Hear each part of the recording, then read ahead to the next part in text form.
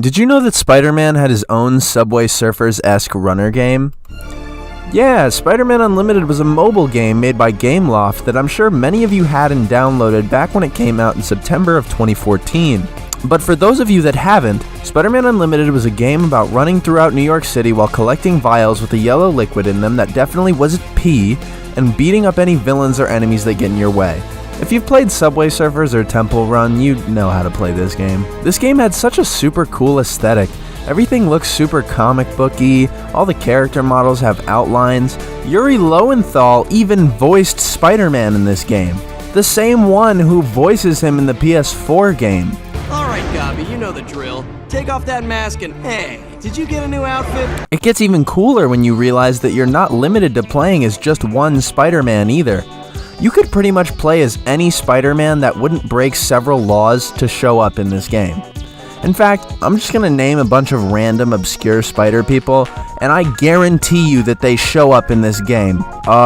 Spider-Ham 2099. Spider-Man, but he's the devil.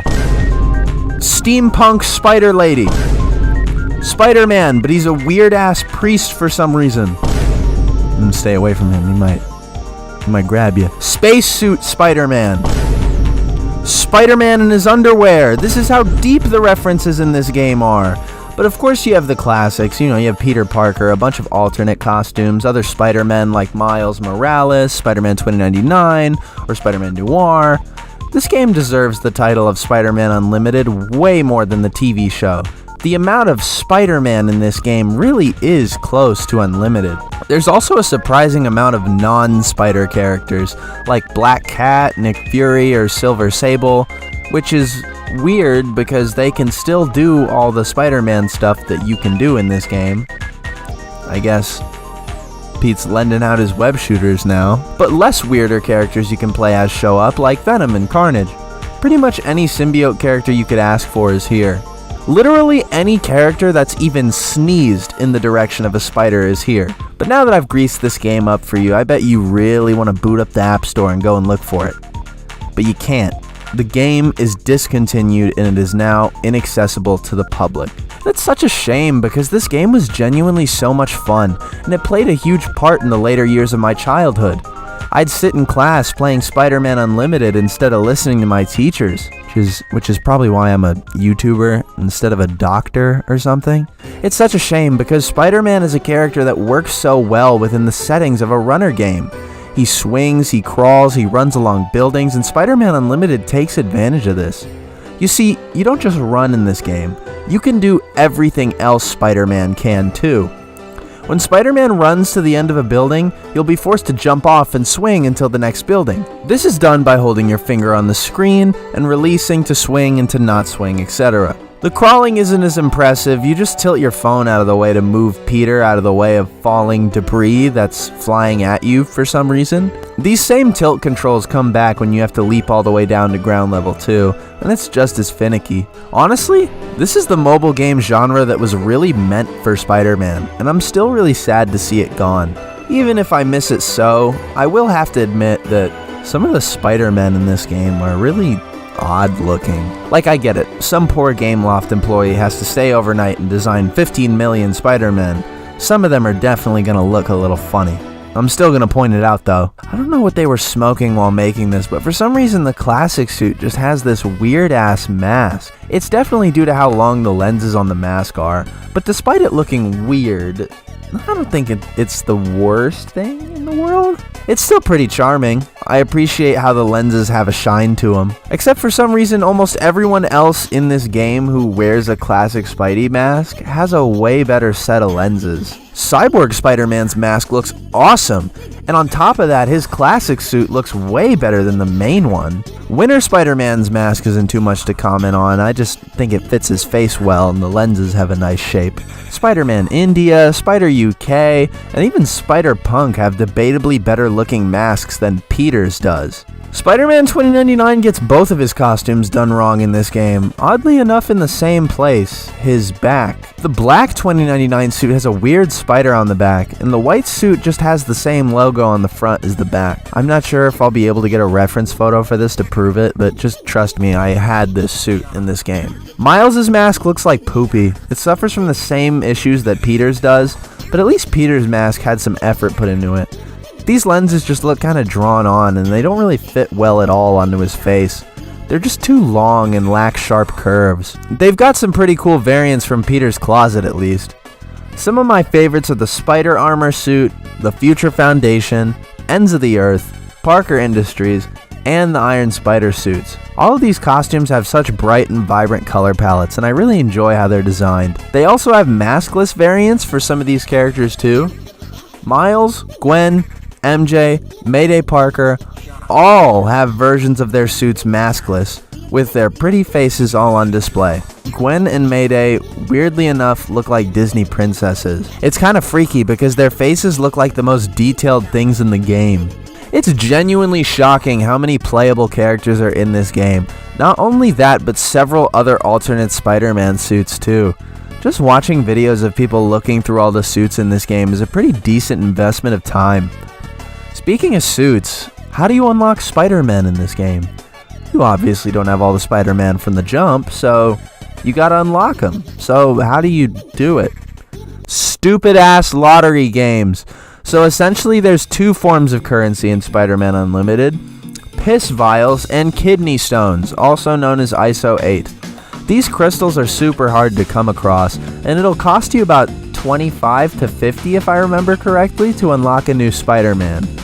If I remember correctly. You could look into the pool and see what Spider-Man you could get, but you could never pick which one you wanted.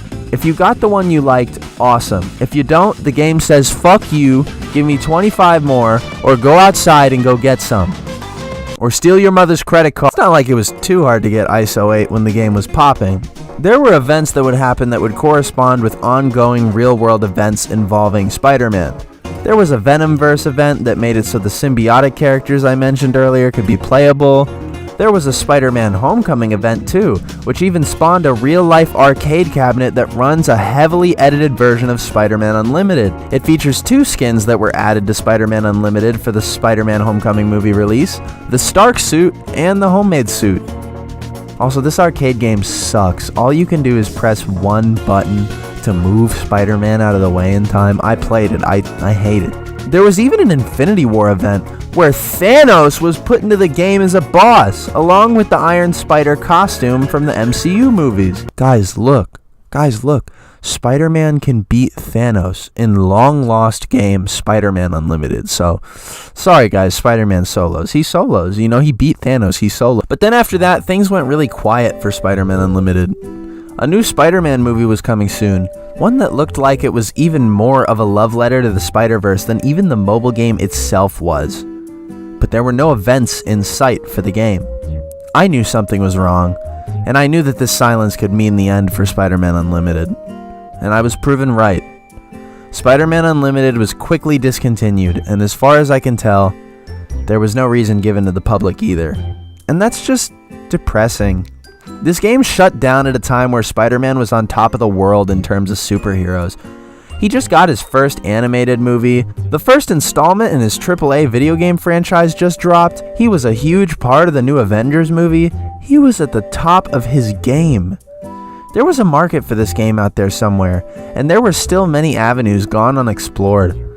I can imagine this game continuing on to this very day, with new events based on recent comics, video games, or even movies. But alas, there is no greedy mega corporation to continue feeding us our Spider-Man Runner game content.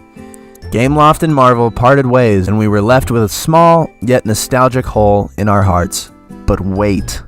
Spider-Man Unlimited is still playable. I lied! All you have to do is find the App Store account that you downloaded the game with when it was still available, then go into your previous purchases and download the game! You can't play through it as much as you could have back in the day, but hey, the runner part is still intact. I miss this game, and I hope you do too. Maybe the community can come together to push for this game's return or something. It's not like there's a big movie coming out soon that would correspond heavily with the return of this game. But anyway, big return or not, I'm just glad I could talk about a game I loved. And hopefully you loved too. There was also a giant, campaign for this game.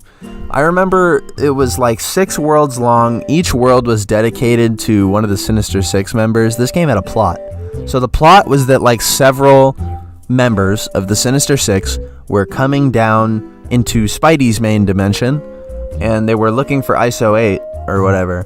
So Spider-Man has to team up with a bunch of other spider people in S.H.I.E.L.D. to fight all of these Sinister Six variants. And I remember there were certain levels in the game you could only play if you had a specific Spider-Man, which is kind of bullshit, but I see the appeal. There was an events tab. There's a lot to this game that I did not cover in this video. It probably would have been helpful if I had a working copy of the game here with me that I could go over, but alas, even the quote-unquote working copy I could get my hands on was heavily stripped. But yeah, that's all. I love you, Spider-Man Unlimited. Please come back. Come back, please come back.